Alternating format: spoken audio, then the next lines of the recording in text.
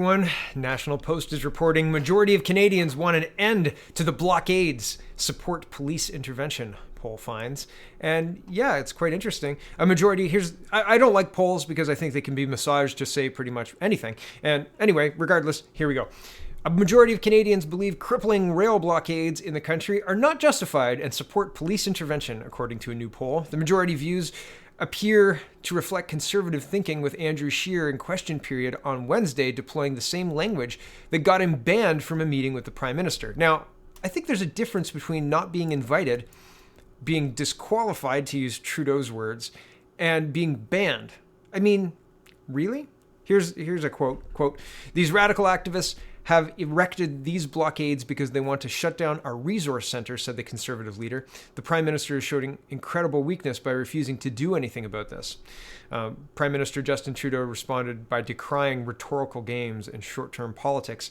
Scheer was the only opposition leader not invited to a meeting Tuesday after Trudeau said his comments on the blockades were disqualifying. Right. Interesting, right? We've had counter-protesters tear down blockades. We've had train derailments in unbelievable numbers in the past couple of months. It's been a lot of train derailments, and that is not usual. We don't have this many derailments. And well, here's global news. It says train derails in northwest Ontario near Emo and is leaking crude oil. This was published yesterday at 9:18 or 16 a.m. and then updated last night at 6:19 p.m.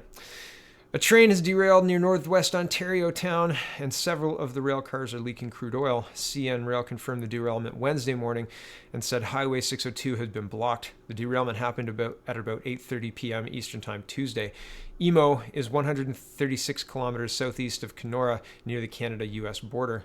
At this time, local emergency responders and provincial authorities are on site, and CN crews are responding. Preliminary reports indicate that there are approximately 30 rail cars derailed in various positions, and there are several rail cars leaking crude oil. Preliminary reports are that no product has entered the waterway. There is no fire and no injuries are reported. As a precaution, local responders have evacuated residents near the site. The cause of the incident is under investigation. And there's a map, etc. I'm just going to go to the next one. There's another one in Quebec. Here's 7:30 a.m. from La Presse, which is a Quebec, and this is a Quebec publication, and this is translated with Google Translate. So it says a trail derails in Lanière.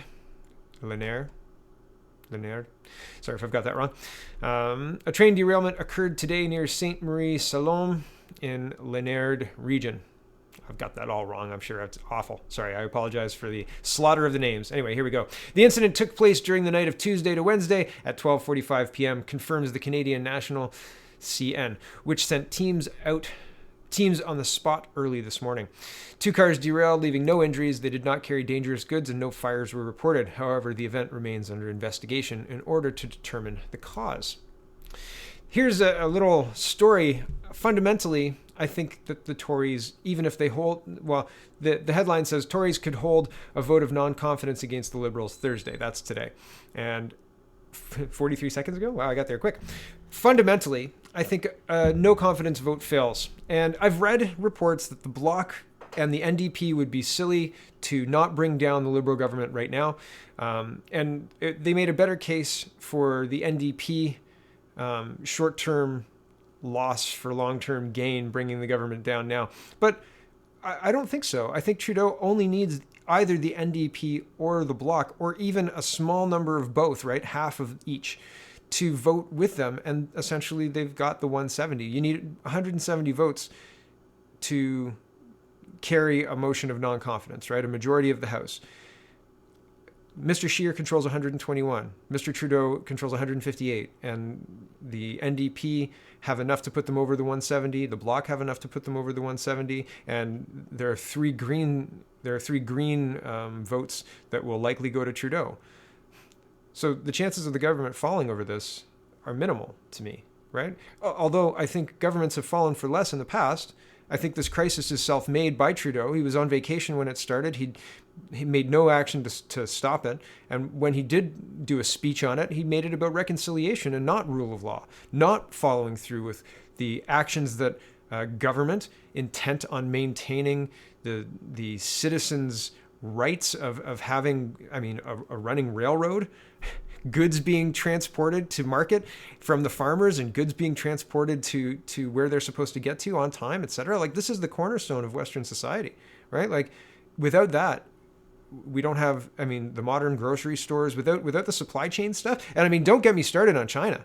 Don't get me started on that. Like, that's a debacle even without the coronavirus, which has been awfully terribly managed. But the Chinese, the fact that all of our eggs are in the manufacturing basket of China right now, that's a whole other 25-minute podcast all by itself. But my point is, I don't think the government falls over this. With all of that, like I'm saying, people aren't looking at this in a broad way, right? Like, the failures of the government in maintaining the railway, that's a massive failure, and a government should fall over that. But the Chinese supply stuff, the government should be kicking into action now. Like, we can see this coming, right? Like, this isn't a surprise. Like, you could start up factories to replace the widgets that we're going to lose, because that's going to happen, right? I mean, I hope I'm wrong, but this supply chain bubble looks to be getting bigger, not smaller. And if China goes back to work too early and this virus isn't actually under control like they want us to believe that it is, well, that could be problematic, because it could make things worse. It could continue to inflate the bubble even further, right? Like, if another wave of the illness goes through all the people who managed to survive the first round, that's not good, right? If manufacturing doesn't start until August or September, that's not good, because all of those widgets that make all of the factories go don't get here. And I mean, right now they're sitting on the coast of Vancouver waiting to be unloaded from rail cars that are being blockaded by people that Justin Trudeau wants to negotiate with. Wild, right? Jagmeet Singh says, BCRCMP opened the door to leaving Wet'suwet'en territory in effort to end rail blockades. I'm not going to read through this. I included it because I think it's a weak move, right? Like, I think that this falling all over ourselves to negotiate with people who have not done what they need to do to legitimize their hereditary chief status, to legitimize the land that they're claiming as theirs. They haven't done the necessary steps to institute these blockades, and still they have the government's ear. Still they have the government saying, yeah, we'll listen to you. And they haven't eased off the blockades. They haven't stopped. They've got the attention. What do they want? Well, what they want is to shut down the Canadian economy, right? Like, they want capitalism shut down Canada. That's the hashtags that they're putting out there. But here's the Wet'suwet'en people. Here's the Vancouver Sun. The Wet'suwet'en members speak in favor of Coastal GasLink pipeline. Isn't that interesting? All the articles that I talk about say the Wet'suwet'en protesters, right? But the Wet'suwet'en people, the people who are relying on the elected chiefs, not the hereditary chiefs, the people who are actually running the tribe, they want these pipelines. Here's the Vancouver Sun reporting. Around 200 Wet'suwet'en members attended a meeting in northern BC on Wednesday afternoon to show their support for the controversial Coastal GasLink pipeline being built through their territory. The first speaker at the event in Houston was Russell Tiljo, a man in his 80s with 10 children whose father was a hereditary chief in the Beaver clan. Tiljo said he attended the meeting organized by the Kittimar-based pro-LNG group, The North Matters, because he believes in employment. Goes through that story, but I'm just going to talk about this one here. I scroll down. Coastal GasLink is building a 670-kilometer underground natural gas pipeline between Dawson Creek and Kitimat, and has signed agreements with 20 First Nation bands along the route, including 5 within the Wet'suwet'en territory. People are starting to speak the truth about what they feel, Shepard said. People want to work. The chiefs are supposed to talk to the clans, and the clans are supposed to make the decisions. It's not going that way. Robert Skin, a counselor with the Skin Tai band, said the benefits agreement that his band had signed with Coastal GasLink will, quote, look after our children and our children's children. These protesters are getting one side of the story, he said. They want to stand up with their fists in the air, but I say come and listen to us and get the other side of the story before you go out there and stop traffic and stop the railroad. All you're doing is alienating our people who are trying to put a roof over their heads and food on the table. And I think that's poignant and true. Here's Peter MacKay tweeting, and the tweet is unavailable. He deleted it. Weak leadership, just awful. And I mean, it's annoying that Peter MacKay is the anointed leader of the Conservative Party. Like, it looks like it's going to be MacKay or O'Toole, right? Like, if we're being honest, nobody else. I don't think anybody else has a chance because, well, anointed leader, all that, right? Here's, Tiffany, she got a screenshot of the original, and Jason Markusoff got one too. He says, deleted tweet, Peter MacKay got into a lot less trouble when his tweets were silly, trite, tautologies, doesn't matter, about Canada being strong because strong is Canada B. But here's the deleted tweet. It says, glad to see a couple of Albertans with a pickup truck could do more for our economy in an afternoon than Justin Trudeau could do in 4 years. So, I mean, bearing the lead, he deleted the tweet. Weak. Here's global news. Counter-protesters tear down CN rail blockade in Edmonton. Isn't that odd? Like, these guys are supposed to be the guys saying, yeah, shut down the pipelines. These are the Wet'suwet'en hereditary chief protesters. They're putting their fists up like that. Come on, really? Here are the counter protesters. We'll watch them tear this down. I think it's odd that they call the people protesting Wet'suwet'en protesters or Wet'suwet'en. The media loads it that way because, like, most of the people don't belong to that tribe. Like, most of the people who are blockading across the country don't belong to the Wet'suwet'en tribe. They're just saying on behalf of. And what gives them the right to do that? I mean, like, can you just usurp anybody? Like, I'm going to protest on behalf of Greta Thunberg, this thing here. Is that okay? Like, can I do that? I think people would celebrate it. They'd be like, yeah, close that bridge because Greta says so through this guy. It's just weird, right? Like, why is that being accepted without... And I mean, the Wet'suwet'en people, the hereditary chiefs don't lead it. They're not the people who speak for that tribe. So why is the media lending that authority to these terrorists, right? These people who are blockading Canada's infrastructure, our vital infrastructure, right? It is not free to get oil out of the ground. It is not free to farm and then dry all of the wheat that is being that is sitting on rail cars, right? All of the product. And it's not just wheat. I'm just using that as an example, right? I don't farm, so I don't know all the ins and outs. So I apologize if wheat isn't sitting on rail cars, but I've seen stuff about the grain being dried and the propane costs and stuff. It makes sense to back up the people who are paying taxes, not the people who are standing on here saying, yeah, me and Greta are tight, I'm blockading for her. Or the Wet'suwet'en people, or whatever works for you to let me continue disrupting your economy. Weird, right? Just odd. Here's a National Post article on the counter-protesters. It says, this is not violence. Counter-protesters tear down blockade on CN rail line in Edmonton. Edmonton blockade. A blockade set up on a Canadian national rail line on the western edge of Edmonton in support of Wet'suwet'en hereditary chiefs, in support of Greta, was being dismantled, at least temporarily, Wednesday after a handful of counter-protesters showed up. About 20 people called Cousins for Wet'suwet'en had set up barriers early in the day in solidarity with the chiefs who oppose a natural gas pipeline through the traditional lands in British Columbia. Why do you give them that much credit? I'm doing it because Greta said so. And Greta is beyond reproach for you people. So you'll let me do it. Yay. And apparently the Wet'suwet'en hereditary chiefs are enough. I'm doing it for the Queen of England. Come on. The blockade consisted of wooden pallets on the tracks and signs that say no consent and no pipelines on stolen land. One of the organizers, who was wearing a balaclava, called himself Pound Maker to protect his safety. Oh yeah, Pound Maker? Good name, dude. Moron. Said they had planned to maintain the blockade until Prime Minister Justin Trudeau intervened and the RCMP left Wet'suwet'en territory in BC. Or until their moms called. Whichever one came first. Probably moms, because, they'll call and say, do you have lunch? They'll say, no, can you bring it? Oh, come home.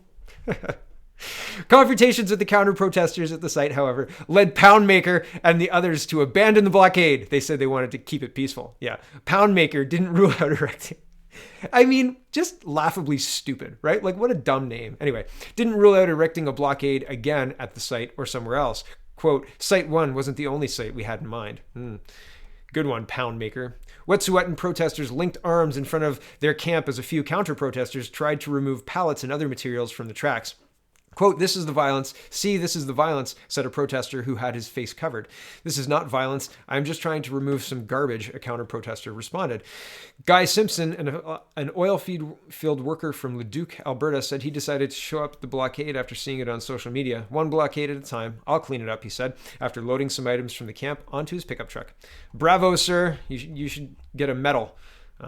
Scrolling down. This is one of those that's... Oh, I think that I'm going to scroll down a little bit. This is one of those that's hard to highlight. It's stopped letting me highlight properly. So anyway, Poundmaker said he knows people are upset at the blockades across the country. And the blockades across the country are affecting the economy and jobs. Quote, "I know they think we're coming after oil and gas," he said, "but we're focused on justice for Indigenous people right now. We're focused on trying to build a future for everyone."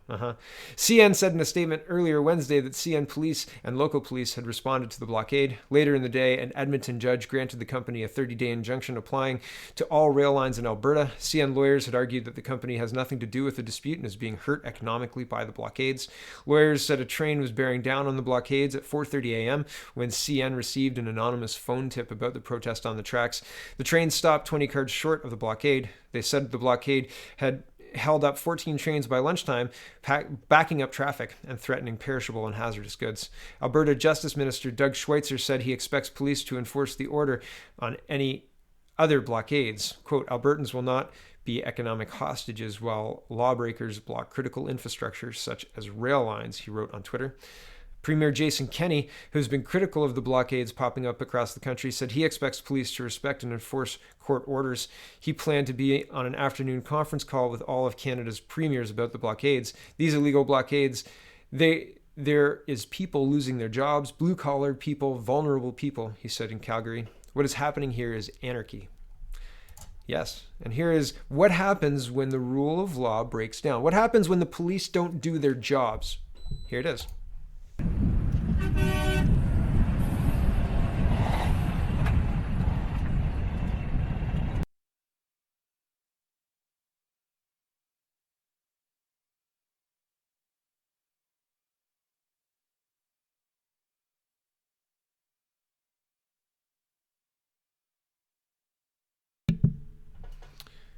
I'm half surprised we're not seeing a cruiser following him. Like, "Hey, didn't you see those protesters?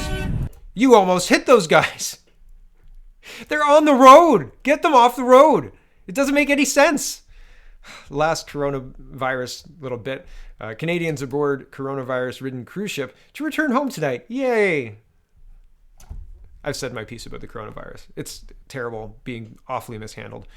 So, I mean, I hope that it doesn't get worse. That's what I hope. Thanks for watching, everybody. This is one wild ride. Like, mismanagement after mismanagement after misstep after unbelievable misstep, and I don't think that there's any real pathway. I think that maybe a vote of non-confidence happens today, but it won't bring the government down, and I don't think there's any real pathway forward to stop the damage that's being done by the coalition of the Trudeau Liberals, the Bloc and the NDP and the Greens. I think that, and I think if an election were held, people would probably put mostly those people back in office. I think that's what would happen, because Canadians are complacent. They're like, "Oh, it wasn't that bad. I mean, the railway line thing was bad, but Ontario didn't feel it." Not feeling it yet. Frustrating. Thanks for watching, everybody. Check out CanadaPoly.com. Check out CanadaReport.co. And have a wonderful, wonderful day. I'm going skiing. Okay, bye.